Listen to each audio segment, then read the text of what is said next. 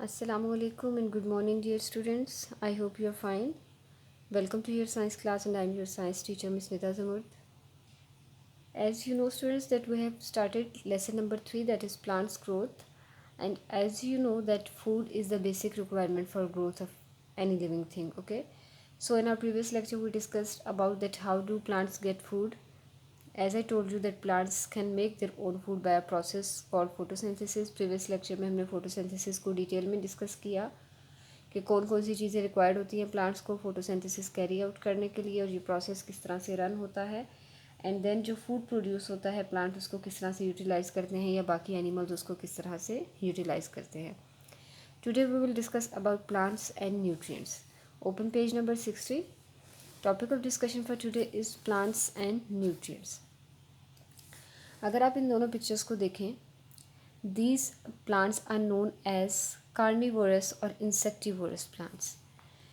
If you recall from class 5th, you have studied about 3 types of animals: herbivores, carnivores and omnivores.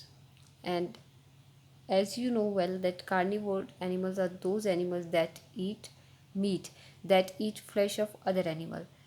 But one interesting thing is here that some plants are also carnivores. Mostly plants can make their own food, okay, but there are some plants they are carnivorous plant. Carnivorous, that means they eat animals, they eat other animals, they eat meat, they eat flesh of other animals. है ना interesting बात कि plants भी animals को खा सकते हैं। Animals तो प्लांट्स को खाते हैं, ये तो हमने सुना है, लेकिन क्या प्लांट्स भी एनिमल्स को खाते हैं? Yes, there are some plants which are known as insectivorous और कार्निवोरस प्लांट्स। ठीक है, वो क्या करते हैं, वो छोटे छोटे इंसेक्ट्स को, जैसे हनी बी, बटरफ्लाइज या और आपको पता है बहुत सारे इंसेक्ट्स होते हैं, छोटे छोटे कीड़े मकोड़े जो पौधों के ऊपर जाकर बैठते हैं, फूलों के ऊपर जाकर बैठते हैं, तो ये प्लांट्स उन इंसेक्ट्स को खाते हैं। This plant is known as a pitcher plant. Insects और small animals fall into the pitchers, leaves shape to look like jugs. ठीक है, इनकी जो लीव, ये देखें, ये लीफ है, इसकी शेप कैसी है? एक जग की तरह की शेप है। ठीक है, तो जब इंसेक्ट्स आके बैठते हैं तो वो इसके अंदर गिर जाते हैं, ठीक है, ट्रैप हो जाते हैं। And are digested by the digestive juices inside. और फिर लीव के अंदर स्पेसिफिक किस्म के जूसेस होते हैं या एंजाइम्स रिलीज होते हैं जो कि डाइजेशन में हेल्प आउट करते हैं। तो वो इंसेक्ट्स जैसे ही फॉल ऑफ करते हैं, इसमें गिरते हैं, दे आर डाइजेस्टेड, ठीक है, डाइजेस्ट हो जाते हैं। और जो बेसिकली ये प्लांट क्यों खा रहा है, देखें फूड है ना, फूड हम क्यों लेते हैं? हमें फूड से डिफरेंट न्यूट्रिएंट्स चाहिए होते हैं, प्रोटीन्स, कार्बोहाइड्रेट्स, मिनरल्स, वाइटामिन, बहुत सारी चीज़ें। इसी तरह प्लांट्स को भी अपनी अच्छी ग्रोथ के लिए, डेवलपमेंट के लिए काफ़ी ज़्यादा न्यूट्रिएंट्स रिक्वायर्ड होते हैं। सो वो न्यूट्रिएंट्स कहाँ से आते हैं? फिर प्लांट्स क्या करते हैं, जैसे देखिए सॉइल है, सॉइल से वाटर एब्जॉर्ब करते हैं और उसके साथ साथ बहुत सारे मिनरल्स भी एब्जॉर्ब कर लेते हैं। तो क्या होता है, न्यूट्रिएंट्स की रिक्वायरमेंट पूरी कर देते हैं प्लांट्स की। इसी तरह से जो इंसेक्टिवरस प्लांट्स है, ये क्या कहते हैं कि जब ये इंसेक्ट्स को डाइजेस्ट कर लेते हैं तो फिर उस डाइजेस्टेड एनिमल या इंसेक्ट्स के जो न्यूट्रिएंट्स होते हैं, प्लांट्स उन न्यूट्रिएंट्स को एब्जॉर्ब करके अपने बॉडी के अंदर यूज़ कर लेते हैं। ठीक है, this is a pitcher plant. Insects or small animals fall into the pitchers of the pitcher plant and are digested by the digested juices inside the plant, then absorb the nutrients of the digested animal. Second है जी Venus fly trap. अब ये क्या करते हैं,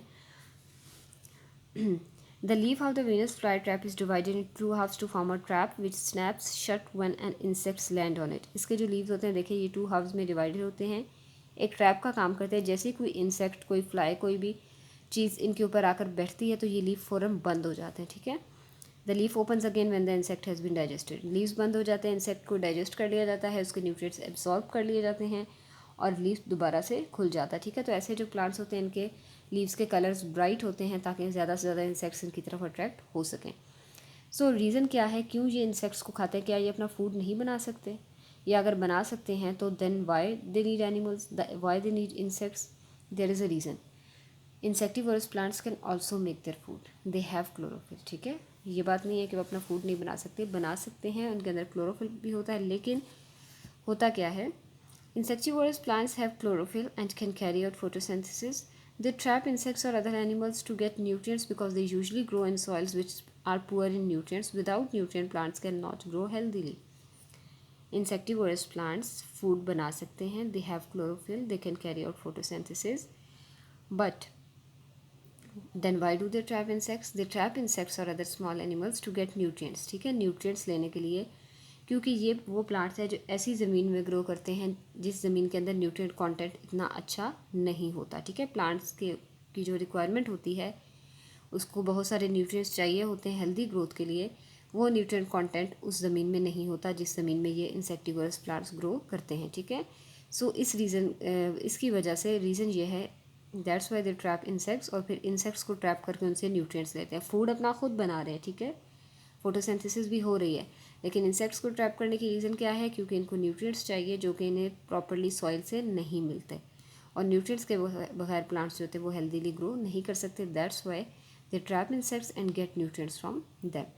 Plants absorb nutrients from the soil in the form of mineral salts through their roots. What is another function of roots beside? Okay, and as you know students that what is the function of roots? Roots absorb water from the soil, ठीक है। Plants अब nutrients कैसे लेते हैं? Plants nutrients absorb करते हैं soil से water के साथ, ठीक है, मिनरल सॉल्ट्स की फॉर्म में अपनी रूट्स के through.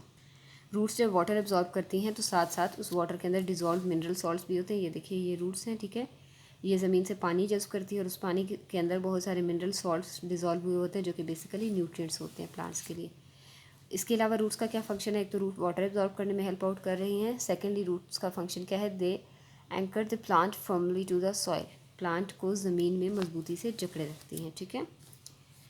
Then soil and mineral salts. Soil is formed when rocks wear down due to weathering. The soil used greatly influences the growth and development of plants. Soil provides an anchoring medium for plants and plants absorb water and mineral salts from the soil. Soil कैसे बनती है? जब बहुत सारी rocks की weathering होती है। Weathering मतलब लाइक आप कह रहे हैं उनकी कटिंग डाउन होती है, वो किसी भी वजह से हो सकती है, वो बारिश की वजह से भी हो सकती है, ठीक है, बहुत ज़्यादा मतलब कोई भी वेदर में ऐसा चेंज आता है कि रॉक्स होती है वो टूट फूट जाती है, तो फिर ज़मीन बनती है, सॉइल बनती है। अब जो टाइप ऑफ सॉइल है या जिस सॉइल में प्लांट्स ग्रो कर रहे हैं वो प्लांट्स की डेवलपमेंट को बहुत हाईली अफेक्ट करती है, ठीक है। जितना ज़्यादा न्यूट्रिएंट कंटेंट सॉइल के अंदर होगा प्लांट्स उतना अच्छा ग्रो करेगा। सॉइल का भी फंक्शन क्या है? सॉइल क्यों इंपॉर्टेंट है प्लांट्स के लिए? क्योंकि सॉइल जो है it provides N anchoring medium for many plants, यानी कि प्लांट्स को साइट ऑफ अटैचमेंट मिलती है सॉइल में, ठीक है। सॉइल जो है वो प्लांट्स को साइट ऑफ अटैचमेंट प्रोवाइड करती है, एंड सेकेंडली सॉइल जो है वाटर और मिनरल सॉल्ट्स प्रोवाइड करती है प्लांट्स को। So that was all about today. इंशाल्लाह इसी को कंटिन्यू करेंगे हम नेक्स्ट लेक्चर में।